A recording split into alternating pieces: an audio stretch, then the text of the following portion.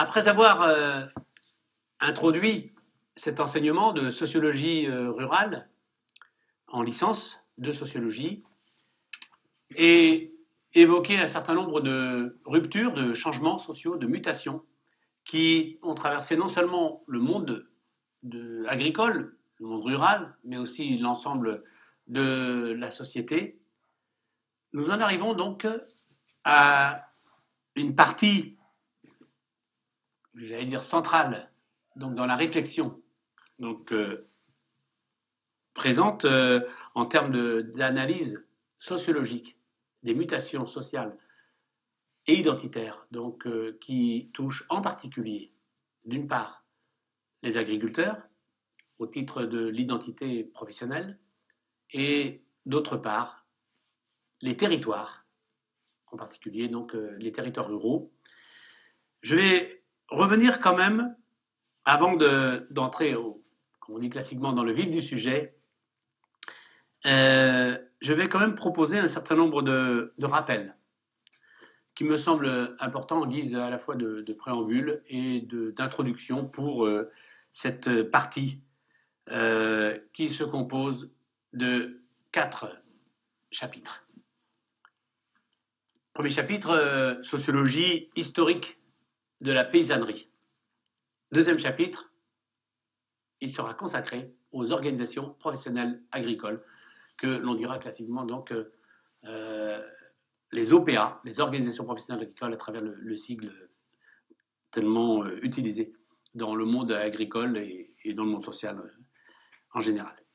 Troisième chapitre de cette partie, quelques mots en termes de sociologie de l'agriculture. Et enfin, quatrième partie sera consacrée à un exemple parmi d'autres, des objets d'étude et qui sont au cœur de l'analyse sociologique de la ruralité, à savoir l'alimentation. Le chapitre s'intitule « L'alimentation, un fait social total ». Mais bien entendu, je proposerai à l'issue de ces 4 chapitres une conclusion, à la fois une conclusion de cette partie, mais aussi et surtout une conclusion générale pour cet enseignement de sociologie de la ruralité, sociologie rurale. Alors d'abord, tout de suite, un rappel. La démarche de cet enseignement, comme d'ailleurs celle des enseignements en général de sociologie, ou même de toute intervention, séminaire, dans le cadre de séminaires, de colloques, de congrès, etc., où il s'agit d'analyser sociologiquement la réalité sociale, ma démarche peut être symbolisée par une sorte de tableau à 2 axes. Un axe horizontal, un axe vertical. À chaque bout, concernant ces axes, des éléments qui sont à la fois problématiques, théoriques, conceptuels, et en même temps qui recèlent un aspect plus méthodologique. En ce qui concerne l'analyse de la ruralité, et pas uniquement du monde agricole, du monde de l'agriculture, eh bien, il s'agit, sur l'axe horizontal, de maintenir un lien permanent entre, d'une part, une réflexion théorique, donc je mettrai volontiers à un bout de l'axe horizontal, à la gauche, donc la théorie, et à l'autre bout, une dimension qui concerne l'analyse de terrain, c'est-à-dire l'incarnation, la nécessité de l'incarnation de vos questions, de vos interrogations, de vos recherches, de vos analyses, donc à travers le mot empirisme. Donc d'un côté théorie, d'un autre côté empirisme. Et une sorte de croix en haut, puisque dans l'axe vertical, il y a le mot global et en bas, le mot particulier. Alors le mot global concerne la société globale, la société dans son fonctionnement général, et donc la sociologie rurale s'inscrit entre ces 2 extrêmes, à la fois une analyse globale et en bas, donc il s'agit d'analyser le particulier. Et en l'occurrence, l'analyse particulière concerne la singularité de l'activité agricole. Ainsi, parmi les objectifs de cet enseignement, il y a, je voudrais insister sur ce point, le goût de la problématisation. Redonner le goût à la problématisation, c'est-à-dire à la théorisation. Et ce n'est pas, la théorisation, une spéculation abstraite. Il ne s'agit pas de parler pour ne rien dire de précis. Ou, pire encore, de donner l'illusion de l'intelligence par l'utilisation d'un jargon. Mais bien être conscient que l'objet de recherche est toujours construit. L'objet de recherche, la ruralité en l'occurrence, ou le monde agricole, l'activité agricole ou la profession, les professions agricoles, eh bien, l'objet de recherche est toujours un construit social. Et que les limites de cet objet, les limites de ce construit social, sont toujours des limites problématiques et non des limites territoriales. Et je vous demande simplement de vous méfier de l'excès monographique. Il y a de très nombreuses monographies, elles ne sont pas toutes très bonnes, loin s'en faut. En effet, il ne faut jamais se contenter de décrire une réalité sociale, il faut aussi interpréter. Essayer de trouver un sens à la réalité sociale, et ce, à partir de concepts opératoires pour décrire et comprendre une partie au moins, et non toute la réalité sociale observée. Deuxième objectif, montrer la nécessité et la difficulté de rendre compte de la complexité et du dynamisme, alors que la photographie est beaucoup plus statique. Elle n'est que descriptive. Il s'agit de montrer, de rendre compte de la complexité et du dynamisme de la société grâce à un cadre théorique cohérent et donc la mobilisation d'un certain nombre d'auteurs grâce à des concepts bien définis et donc des concepts aux définitions précises et aux dimensions claires. Grâce aussi, et j'espère réaliser cet objectif avec vous dans le cadre de cet enseignement, grâce à une logique d'exposition des résultats des recherches, des résultats de la recherche. Et enfin, grâce à l'usage, à l'utilisation d'outils méthodologiques appropriés. Il s'agit donc d'aborder la réalité sociale à partir d'une question centrale. C'est celle qui est au cœur à la fois de mes recherches et du présent enseignement de sociologie rurale consacré donc à l'attention des étudiants de licence de sociologie. Eh bien, il s'agit d'aborder une question précise, celle du pouvoir et du rapport, plus globalement, entre justement le local et le global. C'est cette question qui doit traverser toutes les recherches. En tout cas, il faut une question qui traverse les recherches. Et l'enjeu, pour moi, donc, n'est ni plus ni moins, en sociologie rurale comme ailleurs, l'enjeu n'est ni plus ni moins la démocratie, les liens sociaux, la vie sereine et aussi sereine et paisible que possible dans une société donnée. Pour le coup, eh bien, il s'agit, pour clore cette petite introduction, il s'agit de ne jamais prendre à son compte, mais toujours uniquement en compte le discours des acteurs. Il s'agit de ne sombrer ni dans l'objectivisme, ni dans le subjectivisme. Il s'agit aussi, me semble-t-il, de ne pas sombrer dans l'économisme. L'économisme qui masque les pouvoirs réels, donc les dimensions culturelles et politiques, qui sont, me semble-t-il, des véritables enjeux, et ce, bien entendu, sans nier l'importance des rapports sociaux de production, mais qui sont aussi des rapports de classe. Il n'y a pas uniquement deux classes antagoniques, mais il y a, de mon point de vue, toute une série de groupes qui s'inscrivent dans les classes dominantes et toute une série de groupes qui s'inscrivent aussi dans les classes dites dominées, pour reprendre la phraséologie de l'historien, essayiste, philosophe et précurseur peut-être aussi, peut-on dire, de la sociologie, Karl Marx. Voilà donc pour ce qui concerne cet essai d'introduction, mais je voudrais quand même insister sur un dernier point. C'est sur l'usage dans les recherches, dans les analyses, et notamment les analyses idéologiques, parfois même analyses politiques ou journalistiques. L'usage de notions un peu passe-partout, de notions floues. Par exemple, le local, dont il faut évidemment rappeler ici la relativité. Le local renvoie, par exemple, à un aspect, à une strate, à un niveau de l'identité territoriale. Et le local, comme toutes les autres strates territoriales, eh bien, le local est à la fois vécu, concrètement, par les acteurs, empiriquement, mais le local est aussi et surtout, me semble-t-il, pensé par les individus, pensé par les acteurs. Le local est, d'une certaine mesure, une sorte de résurgence d'un mythe, d'une mythologie que l'on pourrait considérer comme, par exemple, une mythologie écologiste ou une mythologie régionaliste.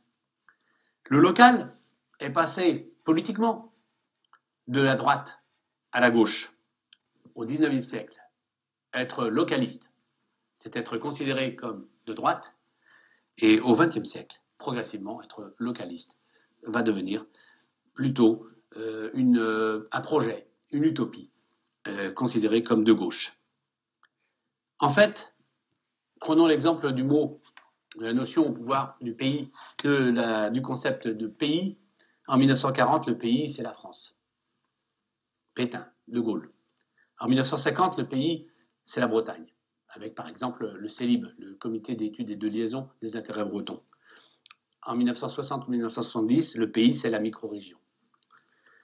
Pour analyser et comprendre ce phénomène, il y a une nécessité, c'est celle d'un détour théorique, d'un détour historique et d'une présentation de réflexions diverses, une proposition, des préconisations, d'hypothèses et de concepts.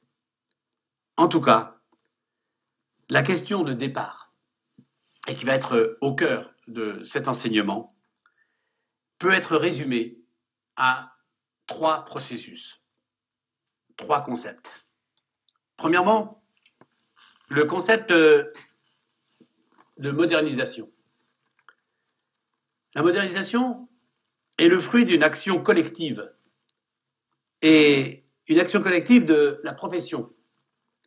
La modernisation renvoie à de nouvelles formes, à de nouvelles normes techniques, de nouvelles normes culturelles.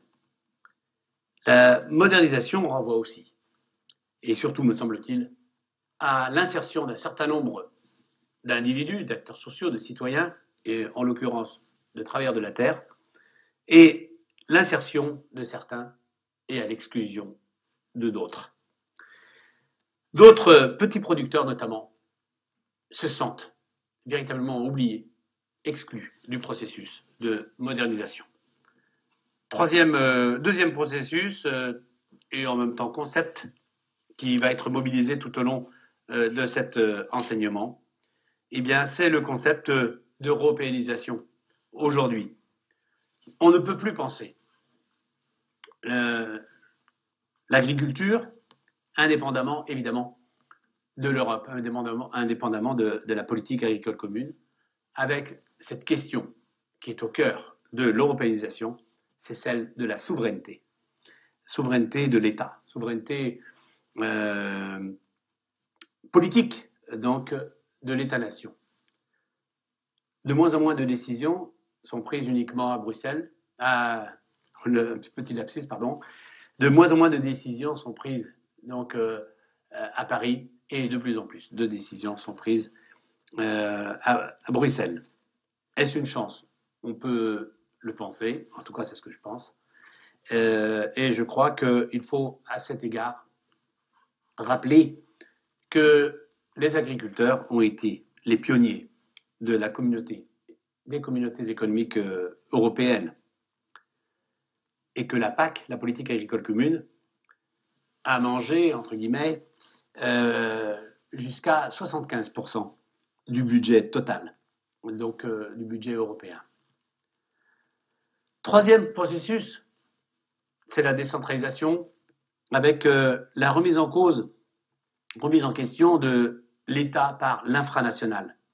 Il y a effectivement une lutte historique en France entre Jacobins et Girondins, mise en place par la gauche en 1982, au profit effectivement de la droite aux premières élections, puisque 20 régions sur 22, pendant longtemps, ont été dirigées par la droite française, avec à l'époque donc l'UDF et le RPR, en dehors du Limousin et du Nord. Eh bien, je crois que, en ce qui concerne la sociologie rurale, un dernier appel doit être évoqué, un dernier appel à la vigilance épistémologique, la vigilance dans les termes qui sont utilisés. Pourquoi ? Eh bien, il n'existe pas, de mon point de vue, de sociologie rurale, mais bien une sociologie du rural, une sociologie de la ruralité. Et il faut absolument faire attention au glissement sémantique. Rural égale agricole égale local. Bien entendu, il s'agit là d'une fausse équation. Une fausse équation qui renvoie à une vraie opposition, largement idéologique, largement culturelle. Le rural, agricole et local renvoyant à l'autre équation, urbain, non agricole et global. On assiste ainsi aujourd'hui, et de mon point de vue, et c'est heureux, à la fin du mythe de l'unité des paysanneries. Maintenant, pour évoquer la première partie, à savoir le premier chapitre de cette partie, approche socio-historique, il me semble qu'avant de faire ce retour en arrière, nous devions faire, en tout cas sous forme d'esquisse analytique, proposer en tout cas faire un premier bilan, faire un bilan à travers, je dirais, quelques qualificatifs pour évaluer l'agriculture aujourd'hui, comme l'aurait dit Mitterrand, hic et nunc, ici et maintenant. L'agriculture, en fait, a été victime de son succès, en positif, évidemment. Elle est plus productive, elle est plus exportatrice, et en négatif, elle est à la fois plus assistée, l'importance des subventions par rapport à l'industrie, elle est de plus en plus endettée, avec des emprunts accrus, les nombreux cas difficiles, elle est de plus en plus spoliée par l'amont et par l'aval, et elle est surtout, me semble-t-il aussi, de plus en plus dépendante des organisations professionnelles agricoles et de Bruxelles. 3 faits majeurs doivent d'ores et déjà être retenus, me semble-t-il. Premier fait, la poursuite de la baisse du nombre d'agriculteurs. Deuxième fait, le resserrement autour du chef d'entreprise. Pas d'emploi et l'épouse exerce un autre métier. Je veux dire par là que dans les exploitations familiales, ce sont encore et toujours des exploitations quasi individuelles.